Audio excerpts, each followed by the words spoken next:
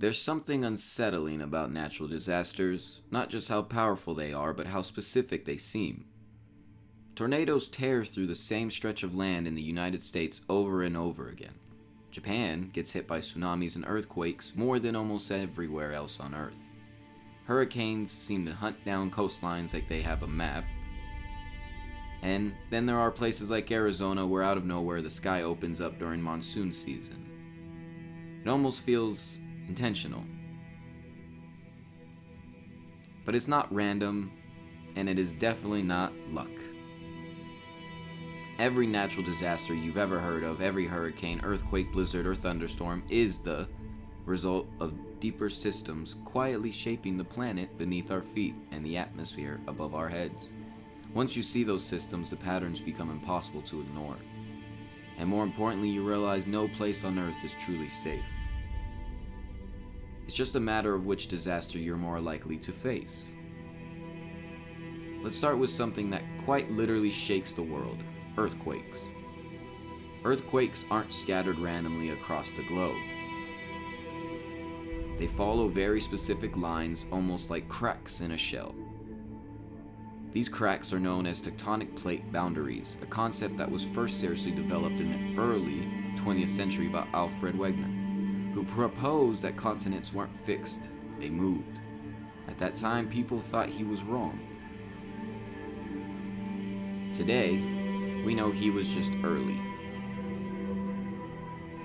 The Earth's surface is broken into massive slabs called tectonic plates, and these plates are constantly moving. Very slowly, only a few centimeters per year, but when they interact, things get violent. Where plates collide, slide past each other, or pull apart, stress builds up over time. Eventually, that stress releases in a sudden shift. That's an earthquake. Now look at Japan. It sits right on top of multiple tectonic plate boundaries, including the Pacific Plate, which is constantly being forced underneath neighboring plates in a process called subduction. That's why Japan experiences thousands of earthquakes every year. And when those earthquakes happen under the ocean, they can displace enormous amounts of water. That's where tsunamis come from. The devastating 2011 Tohoku earthquake and tsunami is a perfect example.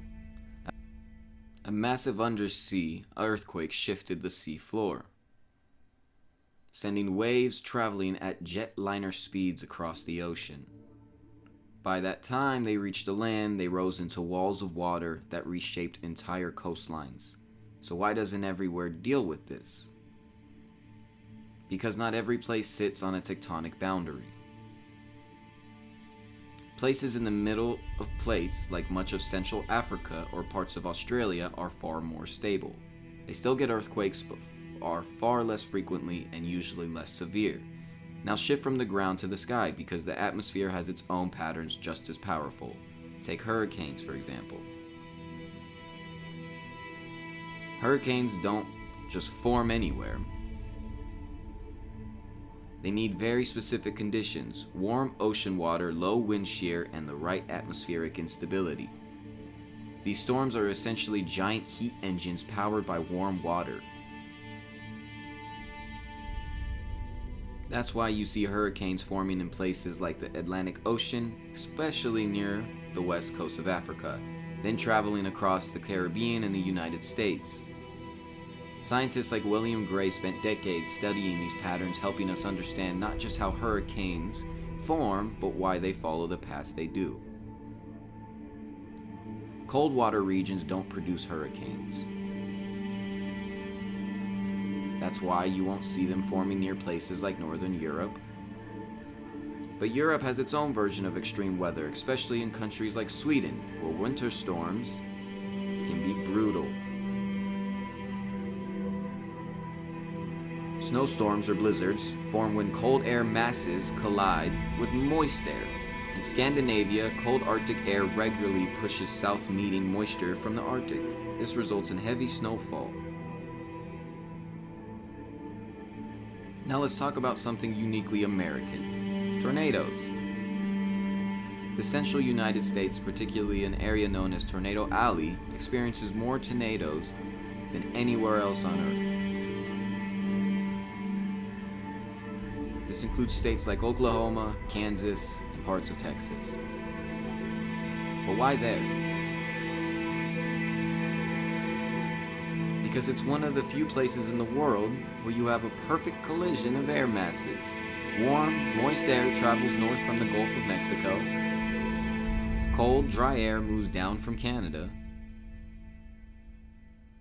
And from the west, dry air flows in from the Rocky Mountains. When those three air masses collide, they create instability in the atmosphere. And in wind shear, where wind speed or direction changes with height, you get rotating thunderstorms called supercells. Inside those storms, if conditions are right, a rotating column of air tightens and stretches downward. That's a tornado. Researchers like Theodore Fujita, who developed the Fujita scale, helped us classify tornado strength and better understand their structure. His work changed how we track and respond to these storms. Now, compare that to a place like Arizona, where tornadoes are rare, but something else happens instead. Every summer, Arizona experiences a seasonal shift known as the Northern American monsoon. During this time, wind changes direction and pull in moisture from the Gulf of California and even the Pacific. The desert heats up intensely during the day, causing air to rise rapidly. When that rising air meets incoming moisture, it creates powerful thunderstorms, often with intense rainfall, lightning, and flash flooding. It's the same basic atmospheric principle as other storms, but shaped by local geography and seasonal wind patterns. And that's really the key to everything. Natural disasters aren't random events. They're predictable outcomes of geography, climate, and physics interacting in specific ways. Coastal regions deal with hurricanes because of warm ocean water. Tectonic boundaries deal with earthquakes because of shifting plates. Flat open land in the Midwest creates the perfect setup for tornadoes. Cold northern regions get snowstorms because of polar air massive colliding with moisture. Every place on Earth has its own version of a risk.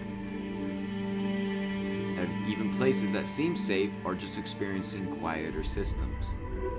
The Earth is always moving. The atmosphere is always shifting. Energy is always being transferred. And when that energy builds up, it has to go somewhere. That's when we notice. That's when it becomes a disaster. And the truth is, understanding these patterns doesn't just explain why disasters happen, it explains where they happen.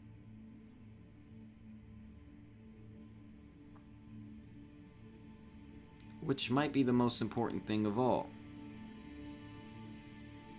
Because once you understand the system, you stop seeing disasters as random. I am inevitable. And that changes how you prepare, how you build, and how you survive on a planet that's constantly in motion.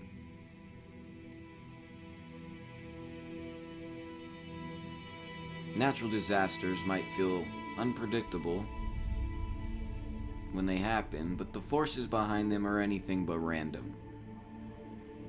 They're part of a much bigger system that's been shaping this planet long before we were here. And they will be here long after. If you found this interesting, there's a lot more to explore, because this is just scratching the surface of how dynamic Earth really is.